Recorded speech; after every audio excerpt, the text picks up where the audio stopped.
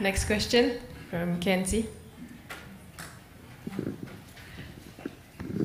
Murakoze nyakubahwa Perezida wa Repubulika.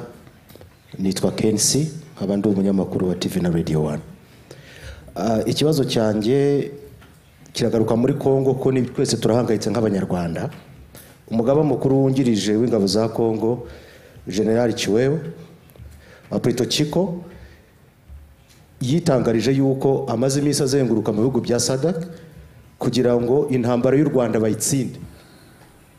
Kandi wumvise n'amagambo amaze iminsi avuga y'abari perezida nubwo babifashe nka hari imikino, yivugiye ku giti cye yuko ari wowe kibazo cy'umutekano muri Afurika. Wareba ibyo abandi bose babajije, nkabona yuko tuyifata nkaho ari ugukina, ariko wenda bikaba ari na serie. Ese twaba twitegura yuko tujya guterwa na Kongo kuko banavuze ko bashaka kutwanexa tukaba intara ya 8. Murakoze mwadusuza kuri ibyo mukaduhumuriza cyangwa se mukaduteguza tukitegura. Reka mpere kubahumuriza nicyo kiri important, nicyo cyangombwa, nicyo gikuru.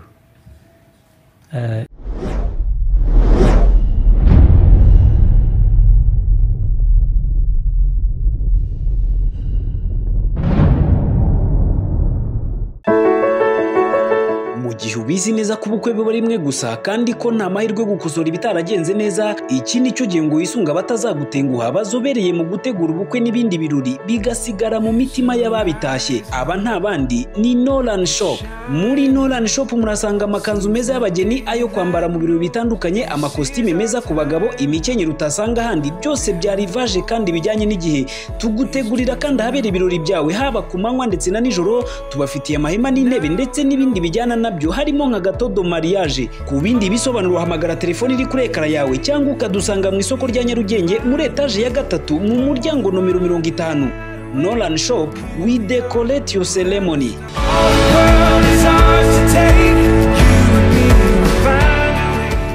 Ibyo bwabyo ntaho mbona bishingiye, ntaho mbona yashoboka. So nushaka uryame usinzire wicuye wiyongere, ibyo ntabwo ari ikibazo.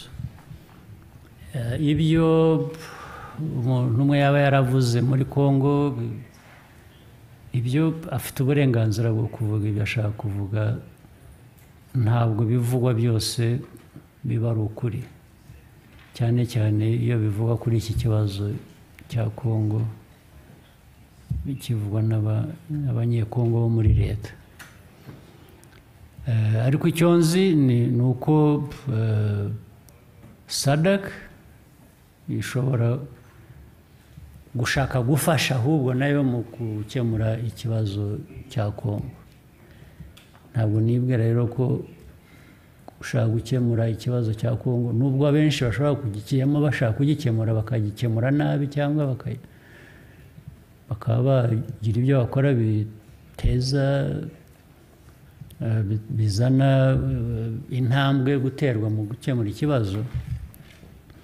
Ntabwo nibwira ko bizagana mu kugirira nabi u Rwanda bafashije Kongo. Ntabwo mbibona, mu kubona kwanjye ntabwo mbibona. Ariko icyo nakubwira ni uko nka bya bindi iyo udashaka intambara urayitegura. Iyo ushaka amahoro witegura intambara. Rero ubwo twe dushaka amahoro, ibyo kwitegura twiteguye kera.